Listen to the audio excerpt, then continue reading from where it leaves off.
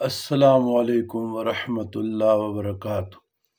اللہم صلی علی سیدنا محمد وعلی آل سیدنا محمد افضل الصلوات کا بیاد معلومات کو بارک وسلم۔ برادران اسلام، سوال ہے کہ جو صوفیہ کرام بیت لیتے ہیں کیا یہ قرآن اور سنت سے ثابت ہے؟ برادران اسلام، بیت رضوان سورہ فتح قرآن مجید اور صحابہ سے بالکل بیت ثابت ہے۔ یہ جو صوفیہ کرام بیت لیتے ہیں یہ اسی بیت کا تسلسل ہے۔ تو بیت کے معنی توبہ طائب کا ہے، رجوع کا ہے، توبہ کا ہے، تزکیہ کے لیے، تحلیہ کے لیے، قوت ایمانی کے لیے، رہنمائی کے لیے، ظاہر اور باطن کی درستگی کے لیے۔ یا جو لوگ یہ جہاد پہ جاتے ہیں کیا وہ اپنے امیر سے بیعت نہیں لیتے؟ اس وقت ان کو بدعت نظر نہیں آتی، صرف صوفیہ کرام نظر آتے ہیں۔ تو ڈسکرپشن میں قرآن اور حدیث کے میں کچھ حوالے بھی دیتا ہوں، وہ آپ لوگ پڑھیں۔ تو بیت قرآن اور حدیث سے ثابت ہے، صحابہ سے ثابت ہے، اور صوفیہ کرام کی تعلیمات پہ جو لوگ تنقید کرتے ہیں، جو لوگ غیر ضروری الفاظ استعمال کرتے ہیں، تو یہ یا تو ان کی کم علمیت، ناواقفیت، علم معرفت سے اور اس رستے سے ناخبری کی دلیل ہے، ناواقف ہونے کی دلیل ہے۔ تو لہٰذا اس سے انکار کرنا درست نہیں ہے۔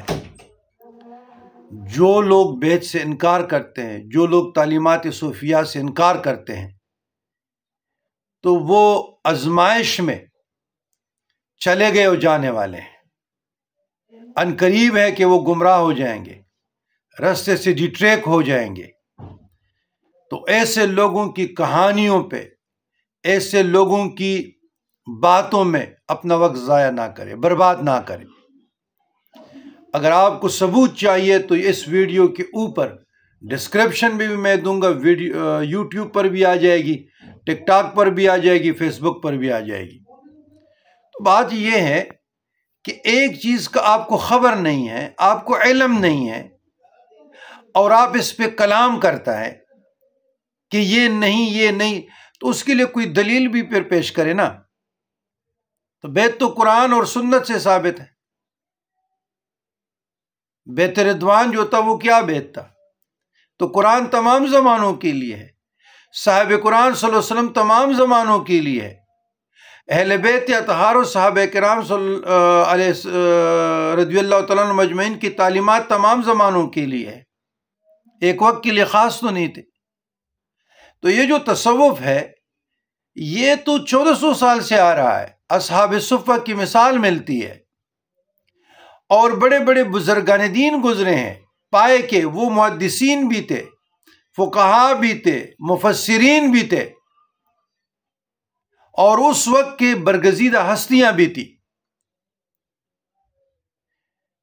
مذاہب اربعہ میں آپ دیکھیں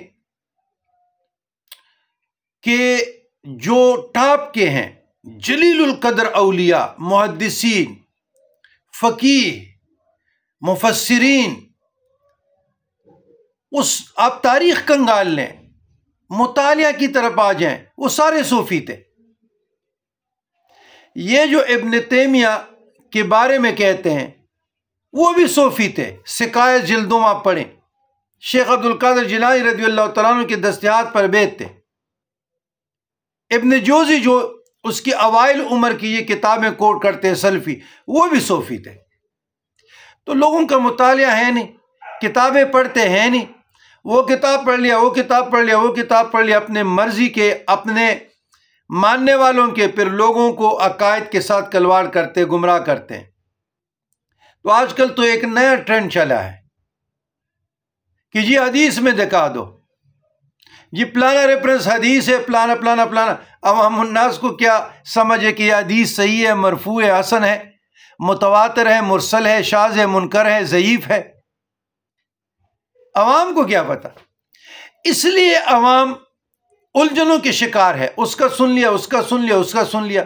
وہ بابا اہل سنت الجماعت کے عقائد جو ہے، آپ کے باپ دادا سب اس کے ساتھ ٹچ ہے، سینے کے ساتھ لگا، اس پہ چلو، اختلاف سے دور. تو بیت قرآن اور سنت سے ثابت ہیں، اور تعلیمات صوفیہ کے محفلوں میں جاؤ، اس سے اپنے آپ کو آراستہ کرو، بغیر بیت کے منزل پانا. لیکن یاد رکھیے گا، وہ شیخ جہاں تک آپ بات نہیں کر سکتے، آپ کی رسائی نہیں ہے. ابھی مجھے ایک بہت بڑے شیخ کی بات آئی کہ میں نے عطاری صاحب کا بیت کیا ہے. میں نے کہا یار بات یہ کہ آپ نے برائے نام بیت کیا ہے. سلوک کی منازل طے کرنے کے لیے باقاعدہ توجہ کی ضرورت ہوتی ہے، رہنمائی کی ضرورت ہوتی ہے. آپ اپنے شیخ کے ساتھ آپ کے اپروچ تو واٹس اپ کریں، کلام کریں، اور وہ آپ کی رہنمائی کریں، اپنا دکھ سکھ بیان کریں، وہ آپ کو دعاؤں میں شریک رکھے. یہ برائے نام بیت ہے. اس سے آپ کی تعلیم تربیت نہیں ہو سکتی کہ جی میں اس کا مرید ہوں، اس کا مرید ہوں. صرف برائے نام مرید آپ ہو سکتے ہیں، آپ تزکیہ تخلیہ سے آراستہ ہو نہیں سکتے. تو اس لیے ان مشائخ، ان پیران طریقت اور ان مجلسوں میں، محافل میں، ان ہستیوں کے ساتھ جڑ جاؤ جہاں آپ کا رابطہ ہے. مثلا ابھی مجھ سے ایک آدمی انڈیا سے تک چلکاپ کی اجازت لے رہا تھا. میں نے کہا بیٹا چلو میں آپ کی چلکاپ کی اجازت دے، آپ کو رجت ہو جائے، آپ کا ظاہری نقصان ہو جائے، اس کا کون ذمہ دار ہوگا؟ اس لیے اپنے شیخ سے رجوع کرو. شیخ نہیں، تجدید بیت کرو، تجدید عہد کرو. بغیر بیت کے میں آپ کی کیسے رہنمائی کروں؟